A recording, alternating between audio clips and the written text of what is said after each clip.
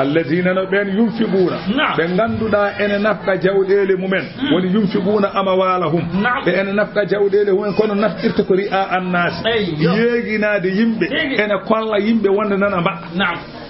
wala yu'minuna billahi taw gonɗinani Allah wal yawmil akhir gonɗinani ñalawma cakkitiɗo hono naafiqeɓe e makkanaɓe Allah wi ɓen ɗon de ko ɓen woni ɓe Allah fodani lekte musɗe ɗum woni walladina ko wawul adfi walladina e ɓen kadi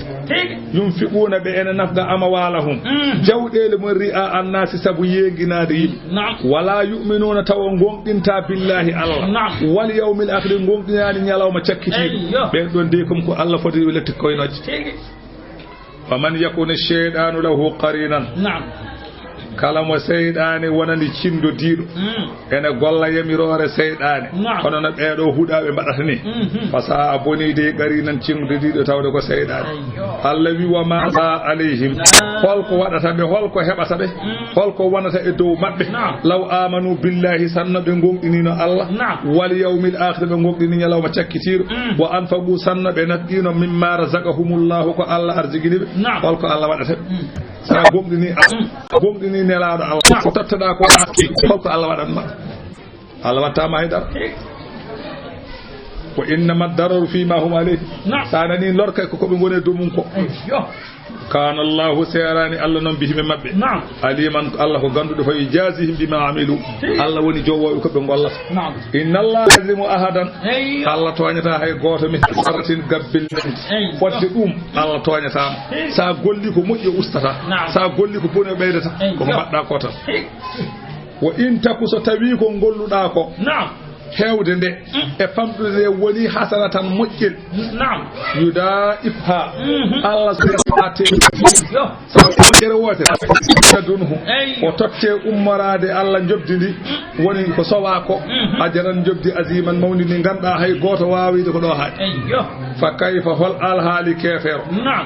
إذا جئنا ستوي من قد بينا يوم القيامة إنكو إخبار الواقع حالا كوك جغور أرويد وانا جون من خمسوا وادي سوا ودي كلا لنجل بسهيد نسيد مو إن سيدو المؤمن النبي نلا نور المؤمن يوم القيامة دارو إن سيدو لنجل نقول لنجل أننا نلا دو الله وجئنا بك من قد ما أننا على هؤلاء يدو بيدو مكانا سيد يا ود الذين كفروا كافر بنجد الدين وأسوا الرسول وفنوا بنلا بنجد الدين فلك بنجد لو تسوى بهم الأرض حانين ليدي نيسان فتح مبريب تنبنا تنتن ليدي أرض تبي غونير نون بمباسا ناد جيغول بمباسا ناد الجنت تبي غونير نون لو تسوى الأرض يا ليسي نيات دum de ñade hen bima nana dum de so dum kewi ya lesi kututora bannane Allah wi ñande hen wala yaktumuna Allah be cuudanta Allah hadisan yewtere kebe golluno ala go fo haltatta dum bannomi ni anomi haltadde na amanu he modon gonginde Allah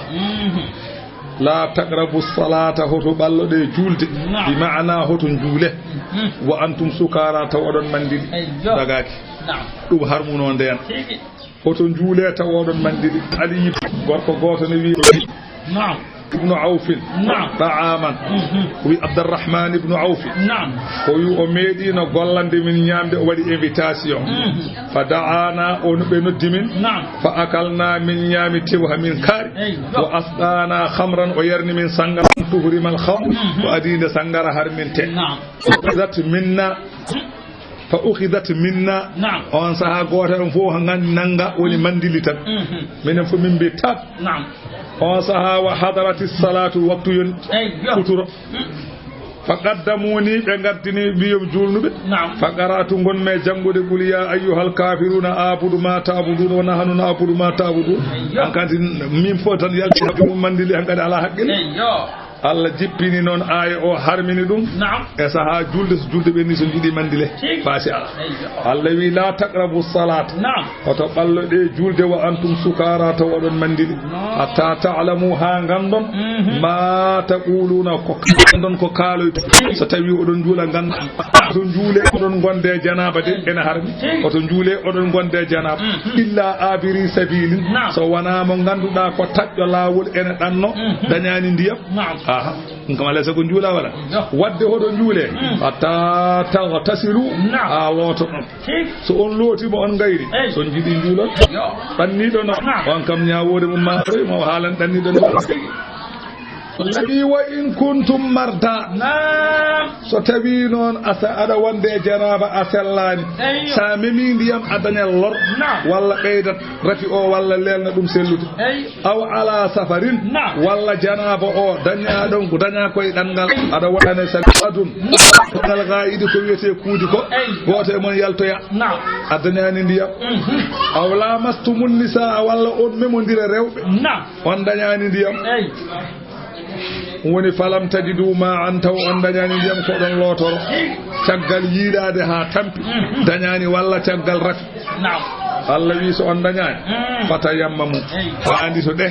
sa'idan leydi ɗayi bandi ganduɗa ko lamdi tamoɗe mana tamoɗe piye hen e leydi he laabi ɗiɗi juuɗe mon a jangguino ɗum no sari no waɗirta ɗo Allah wi son piyi famsahu maskire bi wujuhikum jeese mon wa aydikum inna allaha serani katuji gafuran kafro alam tara mbela ayyani ila allazina fewde ɓen utu rokkanoɓe nasiban gueɗal minal kitabi to banggue gandal to banggue gandal ɓe dokka gueɗal to banggue gandal ƴeew gorom yastaruna dalalat eɓe gostito gandal ngal majjere ɓe itta peewal ko gandal fono fewde ko ɓe mbatta majjere o yuriduna ɓe muuyi hen anta dillu sabila beele oɗon goofa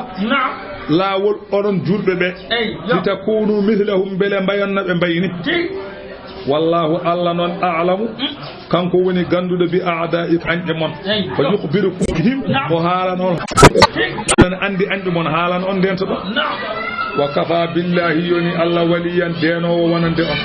wa kafa billahi yoni Allah nasiran kaɗowo leb kaɗowo wonande on peeje maɓɓe min alladina ene ɓen kadi haadu ɓe ganduɗa ko yahudiyankoɓe yuharrifuna ene mbaylita alkalima konguɗi ɗi Allah jippi hono no nelaɗo Allah siforino ɗin konguɗi gonɗe tawreta wonde nelaɗo Allah ko danejo ene jilli boɗowol seeɗa wonde nelaɗo Allah wona jool ha ɓurti anani de wonde nelaɗo Allah wona daɓɓo ha ɓurti ɗum wone tawreta ko nelaɗo Allah ko danejo tal jilluɗo boɗowol no comme sokkola oran wani tal o wajjani coy no sokkolani no nelaɗo Allah way o wona jool ha ɓurti o wona daɓɓel dugulel ɓe mbayriti ɓe mbi nelaɗo Allah ko ɓalejo korum ɓe mbayriti ɓe mbi nelaɗo Allah ko juuɗiyal ɓayriti ɓe mbi Allah wino nelaɗo Allah wona jiɗɗo laamu ɓe mbayriti ɓe mbi ko jiɗɗo laamu fof ɓe mbayriti fof ɓe mbayriti ene deftere maɓɓe kadi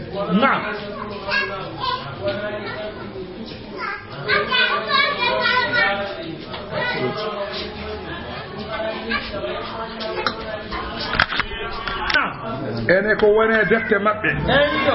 ene ko winda to defte maɓɓe ene toon wonde kala lundiɗo nelaɗo Allah kullida fiari o casateɗo jeygol fa gayyaruhu 40 yawman ɓe mbayli ɗum ɓe bindi toon goɗɗum ɓe mbi jeygol mi meta en so wona balɗe 4 ɗe ndewno ɗen gaari ɗe ɓe taniramen ndewno gaari ɗum fof kamɓe mbayli ɗum fof kamɓe mbaɗi ɗum e deftere maɓɓe nana e bible ha joni ɓe mbatta waya eɓe mbiya nelaɗo Allah sallllahu alayhi wa sallam so yamiriɓe hunde ɓe mbiya sami'ina min nani ko kalɗa ko asayna kono min goofi masalan yamirore ma wasma nannu gayra musma'in a wona naneteɗo ko haaɗi ayiɗi nannu kono nanetaki wa ina ɓe mbiya kadi nelaɗo Allah ayna ko amen kadi waɗo nuhiya an khidabihi biha ɓe kaɗanoma noddirde mo noon nde wonno ɗum moy kono haala jannor ni holko ɓe mbaɗirta noon layyan on jebi alsinatim ɗemɗe maɓɓe waɗa anan e toƴƴude fi diine Allah wi walaw annahum sanno kam ɗoftima wasma'a nanno tan wanzurna ndar min lakana hayran lahum ɗum ɓurno moƴƴande a ra'ina way kono gaynako amen tan ko bonnude ɓe piɗi noon ko ra'ina ko ndar min kono ɗum ko haala maɓɓe kono ko moƴƴani ko ayiba wa aqwamu wa ɓuri nunɗude la'anahumullahu allahu jeddugol maɓɓe fala yu'minuna ɓe gumɗinta illa qalilan so wona seeɗa e maɓɓe koyen Abdullah ibn Salamin e wondiɓe mum ya ayyuhalladhina utul kitaba he moɗon yahudiyankoɓe rokkaɓe deftere son mbawi aminu gomɗine bima nazzalna ko min gomumen gomɗine min qabli ko adi an nuɗumisa nde min melsitta wujuhan jeese mon gonta caggal fana ruddaha min dutta jeese ɗe ala adabari ha e cagle mumen aw nala anahum walla min kuɗaɓe min momtaɓe min battaɓe baaɗi tuge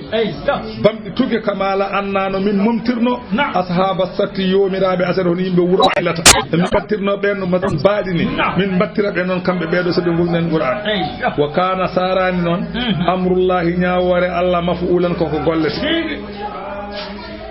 nde aaya o jippi Allah wi gomɗine Qur'ana so ɗum ala min batta on baaɗi walla jeese mon ɗe min batta ɗe ga son gona jojo ƴetta jeese batta ga de Abdullah ibn Salamin nani ɗum ay o yettoyimo tan o diiri o ari omo wonde hunde e maɓɓe kamɓe yahudiyankoɓe o yetti o wi ya rasulallah wa ma kuntu ara an asila ilayka hatta yatahawwala wajhi ila qafaya o wi mi sikkano mboɗo yettoma so wona ewa yeesam ngo artire caggal o wi Seydina Oumar jangi oɗo aya e Ka'bul ahbar Ka'bu gore wiide ya rabbi amantu ya rabbi aslamtu makhafata an yusibahu wa'idaha sabu hulde ɗum hade masal yande makko andi elle aya o ko sakki wonno kamɓe fof koɓe waddunoɓe malde ɓe jaɓata Allah ɓe jaɓata Qur'an ɓe gomɗinta nelaɗo Allah wi so on gomɗinani mum mi watta on baaɗi joni Abdullah ibn Salam woodi ɓe ardi jeeɓi Allah tan kadi waɗi sardi ko soɓe jaɓani kamɓe fof haade woodi jaɓɓete heddi ɓen mbayi somarade heddi ɓe ɗum haji ɓe kamɓe fof wattede baaɗi inna allaha lamdo Allah la yaghfiru o yaghfotako an yushraka e makko ko wana kanko kono wa yaghfiru omo yaafo kam ma duna zalika ko wana ɗum fakkatuji liman yasha omo haaji yaafade wa man yushrik billahi kala mo rendini Allah ko wana Allah faqad tara on kam fifidima isman fakkat aziman mawɗo alam tara bela yiyani ila alladhina fewde ɓen yuzakkuna ɓe enen jakka ɓe laɓɓina ko kullaw minen ko ɓen ɓiɓɓe Allah minen goni yiɗɓe Allah Allah wi wa laysa al amru bi tazkiyatihim wana ɗum woni laaɓal wana laɓɓinde hoore woni laaɓ ala balɗaccu kay Allah kay yuzakki kañum woni laɓɓinowo man yasha uma haaj wiide ko ni mbami ɗum waɗanimo noon waɗanma noon ko Allah laɓɓinta neɗɗo wona neɗɗo laɓɓinta hoore mum ɗum kay so goto fof kay wiyata kene moƴƴi won fiyo ko bon ni ɗum kay o tappini sa wi ka moƴƴo wiya ko moƴƴo bawle wala yuslamuna Allah wi ɓe gustantake golle mabɓe patilan fodde garawel tamorore Allah wi unzur ndaara e haawede kayfa yaftaruna holno ɓen pepidorto alallahi Allah alkadiba fenani wa kafa bihi yoni hen isman bakkan mubinan pen aya garo o jibbi koye Ka'bu koye yahudiyankoɓe andi kamɓe ulama ul yahudi en nde rasulu sallllahu alayhi wa sallam ari Madina ɗon ɓe konno ne nelaɗo ari Madina kamɓe yahudiyankoɓe ɓe fodde capanɗe jeeɗiɗo e maɓɓe jalti Madina paye Makka ɓe jeehi hatta qadimu makkata haɓe jetti Makka fa nasalu ala abi Sufyan jippi oɗo gorko wa ashabihi e wondiɓe mum fa ahsanu masawahum ɓen kottiɓe moƴƴi masalan ani nde koɗumu maɓɓe aywa masalan summa qala lahum Abu Sufyan e wondiɓe mum mbiɓe maga turidun holko jiiɗon onon holko jiɗɗon fa qalu ɓe mbi nuridu harba Muhammad kamɓe yahudi en koɓe mbi wonagdi ahadahu emin gadudir Abu Sufyan e wondiɓe mbi la na amanu an yakuna hada makron minkum min koolaki ɗum ɗo ene wawi taw ko feere e mon tan taw jiɗɗon ko hodade min oɗon punta min nde wonno yahudi en ko foɓɓude añde kefere dewo jalan ay yahudi en ko añi kefere dewo jalan ko Abou Soufiane nde ɓe mbi ɓe jiiɗi ko habde nelaɗo Allah ɓe firtude aadi ni moɓe gadno nelaɗo Allah Abou Soufiane wi min koolaki e wawi taw gonno koye puntude min fa in kana ma taquluna haqqan fasjudu li hadayni sanamayni so tawi ko kalɗon ko gonga ngare cujjene ɗi jalaŋiɗi ɗi ande yahudi en ki jaɓata ɗum fa faalu kamɓe ɓeɗo yahudi en ko ɓe jeɗ ɓe cujjene jalaŋ laate usa ali kaabu kankumma qala kaabu wi ya'ti minkum 30 rajulan wa minna 30 itte e moɗon capantata gorko minenne min guitte amen capantata gorko fanal zabu akbadana bil ka'bati yen takken becce men e suudu kaaba fano ahada rabbal bayt ngaadodiren e jeyɗo suudu oɗo joom Allah jeyɗo suudu o ngaadodiren e makko la najahadanna fi qitali muhammadin ma en tinno enen pop e habde nelaɗo Allah sallallahu alaihi wasallam enen mbaɗa tinnare men no foti fof ngaadi Abou Soufiane wi wona portable de baɗo bibo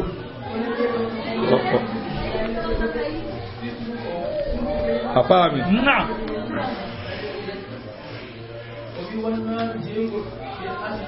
ثم قال أبو سفيان لكعب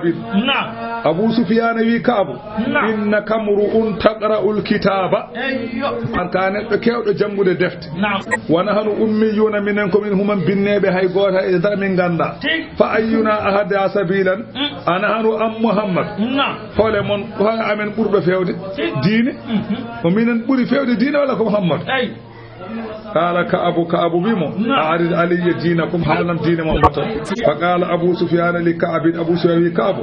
ديدي سيم بنغري حجود امن بران امن جلود ونسقيهم الماء سبدم دي امن جرنب ونقري الضيف امن فتح ونفك العاني كلا دهادو امن كبردم ونسل الرحم امن جوكا اندمت ونعمر بيت ربنا امن غوتنا سود جومي امن وندوف به امن بانغو اسوده ونحن من اهل الحرم من يمبه هرم ومحمد نبائه محمد وفي دين بامو وفي دين بابرامم والهرم وفي مثلا مكة وقال الرحمة تجي أندم وديننا دين أمنو القديم ونبوير ودين محمد حادث دين محمد وكسر فقال كعب جابم وي أنتو والله أهدى سبيلا الله ونبوي فردين على نجيب أدائك الذي ألم ترى بلا أيان إلى الذين فيود بين أوتوا ركنوب نصيبا جدل من الكتاب تبنج دفتر يو يؤمنون بالجبت يو بمون إني كويته مثلا جلان نبيني والطاغوتي جلان نبي طاغوتي بيدو جنبه هانغاندي كو الله دانغني كو الله هرمي يو تجوني جلانيج woni yahudi en ko wayaquluna ɓe mbiyani lilladina kafaru ɓen heferen ɓe mbi ɗumen haulai onon kay ahada onon ɓuri fewde min alladina e ɓen amanu gomɗinnoɓe Allah onon ɓuri ɓen fewde sabilallah Allah wi ulaika haalɓe ɗi konngudi laika alladina ɓe goni ɓen la'an wa man yal'anillahu kala mo Allah huɗi noon falan tajida lahu nasiran a dañanta ɗum kaɗowa lefte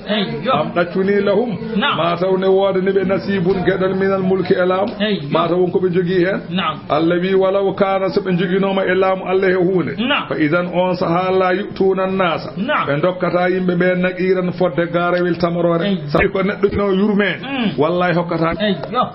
tawi tan ko yimɓe ɓe jogino top en keɓata tawi tan ko yimɓe ɓe jogino ilam wallahi en keɓata ndeke ilam wona neɗɗo jogi ko Allah ndeke taw wona neɗɗo jogi ko Allah so Allah tan jogi mo jogaki o wawa rokkude am ɗaccuni yahat suduna nasa eɓe kaasi atahumullahu ko Allah rokkiɗu ɓen min fadlihi e ɓuural mum ɓe mbiya nelaɗo Allah sanno ko annabi sohlirtano rewɓe aha ɓe mbi noon Allah wi keɓe ɗayɓe tan sabu faqad atayna wallahi min dokkino Ibrahima haala Ibrahima koriji Ibrahima hono Moussa e annabi Dawuda e Souleymana min dokkino ɓe kay alkitaba ko wiyete deftere woni hikmata annabaɓe wa ataynahum min dokkiɓe mulkan laamu aziman mangu kono hatta eɓe ndesi ɗi fa kana li Dawuda ay Dawuda joguinoma capanɗe jeenayyi debbo Souleymana ne joguino rewɓe ujunere hakkude dimo e korɗo fa minhum ene mabɓe noon man amana bihi ene yahudiyankoɓe gonɗiɓe nelaɗo Allah wa minhum ene mabɓe noon man sadda on ɗurniɗo anhu ga nelaɗo gonɗinani wa kafa bi jahannama yoni jahannama kay sa'iran kuɓɓugol e dow maɓɓe inna alladhina kafaru so tawi ko ɓen yedduɓe bi ayatina e ayaji amen Allah wi sawfa nuslihim min nannuɓe naran jeygol ɓe tuma toon kullama nadde jati kala nde ɓendi juluduhum guri maɓɓe ɗi Allah wi so guri ɗi ɓendi koñi min ñorta ɗin guri ɗum woni baddalnahum min gostitanoɓe juludan guri gayra ha ko wona ɗin aha Allah wi so tawi guri baɗaɗi maɓɓe ɗi soɓe beddama e jeygol guri ɗi ɓendi tan min ñortat min gadda nguru kesu pul beele kadi ne ɓeydo welde warada annaha tu'adu fi sa'ati alwahidi 100 marratin wiyama kala kefeero e nder so naati jeygol e nder goto nguru ngu ene changer laabi temedere bal warada annaha tu'adu fil yawmi alwahidi nyalawma sabi marratin capanɗe jeeɗiɗi ujunere lawol nguru ngu ne changer wa warada joli gadi anna bayna mankibay hakkude balabe kefeero wiyama masiratu salasati ayyamin lirrakib ene yarene balɗe tati wonande baɗɗiɗo ngeloba hakkude o kefeero taktete tagodi ngoɗo walaba e ngoɗo walaba sa ummima waɗɗime ngeloba ummima ngoɗo ne jettata ngoɗo tako woni balɗe tati mbete jeygol daña ko ñaami tawi kono mbaɗen ni tan jeygol darmittako koma ɓuttiɗine tan hulɓino seeɗa nde wela ɗum ko taw ko mushri'u jacciɗo o warada anna dirsul kafiri o wi ñiiƴe feero poti mawnude ka uhdin fotini jahadihi tiina makko nde tekkeri masiratu salasa ayamin tinde ɓuttitgol muɗum ene yarane balɗe tati kanko kefeero mbeɗa jeygol nde daño ko tahmiti Allah wi waɗirni ko liya zuuqu beele ɓe meeɗa al azaba lefte inna allaha lamɗo Allah kana serani azizan o polɗo hay hunde o ronkani wadde hakiman ñeñiɗe taw walladina amanu ɓen ɓe ganda enen gonɗini Allah wa amilu sali dutti golliji moƴƴi sanudkhiluhum mamin nannuɓe jannatin gese tajriɗe ene daga min tasi resmanana haru calli soɓe naati o khalidina keɓe hoddirnaɓe casal fiha toon abadan ha ceyi Allah wi lahum fiha ene woniɓe to aljanna azwajun suddima mudahharatun laɓɓinaɓe ko lebbe kala ko nefiri a yaltata e mumen wonudkhiluhum Allah wi min nannaɓe zillan ɓuɓri ɗi ganda zalilan ndumedi ndi yaltata nde nattata o nangue ala saka itta ɓuɓri ndi iwata inna allaha Allah noon ya'murukum Allah ene yamira on antu addul amanati on tottu koolaɗe ɗe kolla ɗon holko woni sababu o ay o jippi koye gorko goto wi Ousmane bun Talhat al Jahmi min bani abdiddari wa kana sadinul ka'bati kanko koye renanoɓe kaaba o jeeya falamma dakhala annabi sallallahu alayhi wa sallam nde annabi o naati makka yawma fati ñalawma fathu makkata nelaɗo Allah naati makka aghlaqa uthmanu babal ka'bati uthman suki tamal ka'ba ngal wa sa'ada sadha o ngabboy dow bildi nde wonno o wonano julɗo on saha hatano wona Usman bun Affan Usmanuji ko tati Usman bun Talhata Usman bun Maz'un Usman bun Affan ay goɓe jiida e goɗɗo o ɗo ko Usman bun Talhata o jogino coftirɗe kaaba ñande nelaɗo naati makka fathu makkata o suki suudu kaaba ndu o ngabboy dow suudu to nela sallallahu alaihi wasallam fadala rasulullah sallallahu alaihi wasallam al miftaha nelaɗo wi coftirɗe gadde coftirɗe suudu goto fo wi ala goto fo wi kañum jogaki ɓe mbi innahu ma'a Uthman ko Uthman bun Talhata jogi o ɗuliba minhu wiya noon addu coftirɗe fa aba o sali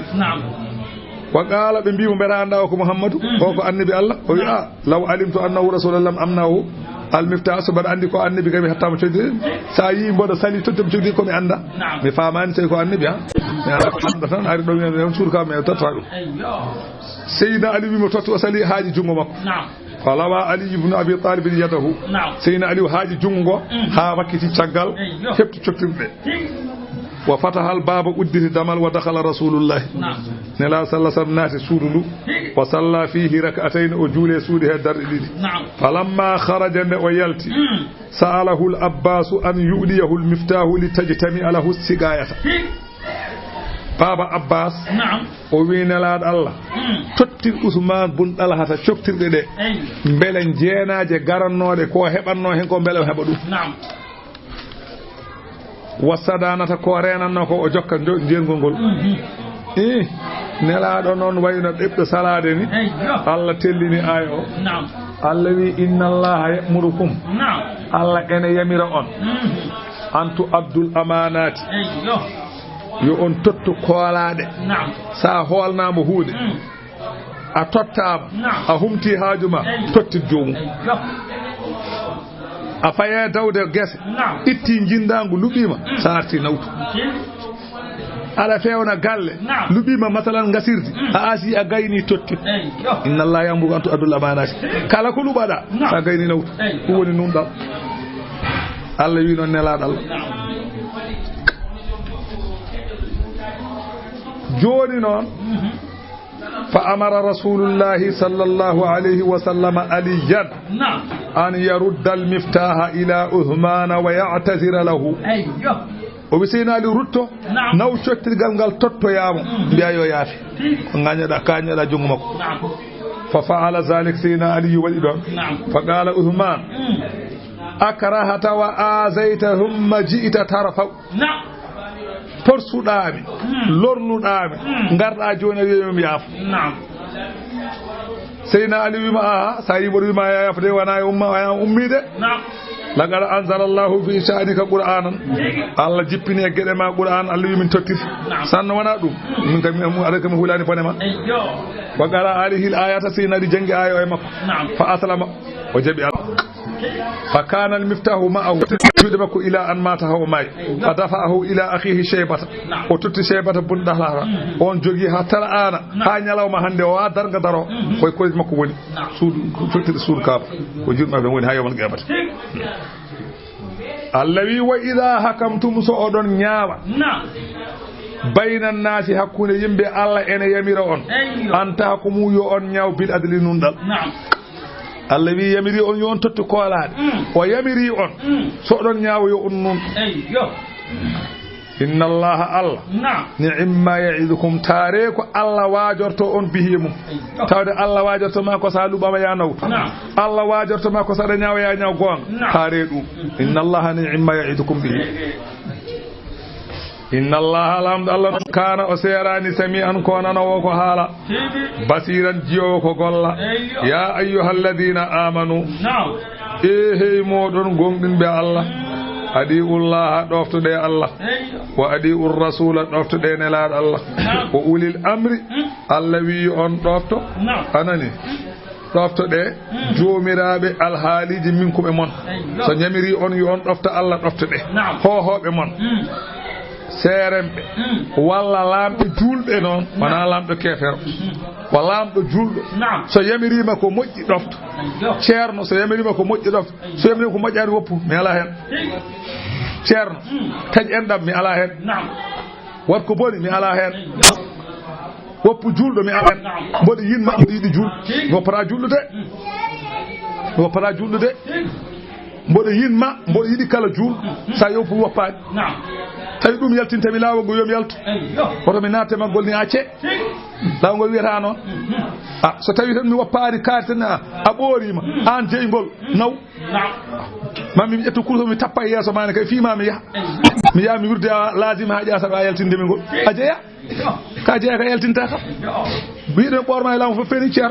a wawa an a hunde ka anda ɗe ɓoorini anda aɗa ɓorni saka ɓoora mo ɓorna anda aɗa ɓorni a ɓornanimi an ka délégué tan mimi ka délégué hay huuɗe a wona ka délégué tan mi naati gasi awa yaltindimi keeso ko kees saɗe he sa fi aɗa yalti a yalti ala semta kay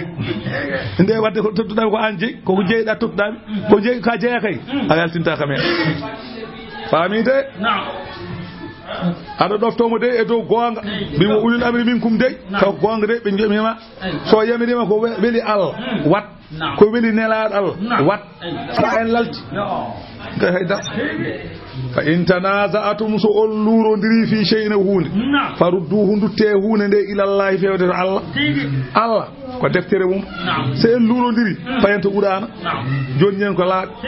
war rasuli payete nelaɗo Allah nde o wuuri nde namdo den so tawi o yehi dutte defte makko ƴeewen toon seɗen jiya toon poften ko luuriɗo fof ko yimɓe mbaɗani noon tan kaari wone gonga en duttake gonga tan sen dutte gonga joni jen gonga payento Qur'ana walla payento defte nelaɗo Allah gasi ko tawde to fu gollen ko tan goppen jennama jibon in kuntum tu'minuna billahi tawde kay odon gongdini Allah wal yawmil akhir odon gongdini nyalawma cakkitido zalika ruttade e Qur'ana zalika ruttade hadis nelaɗo Allah khairul lakum buri mojjande on luural wa ahsanu buri kadi yode ta'wilan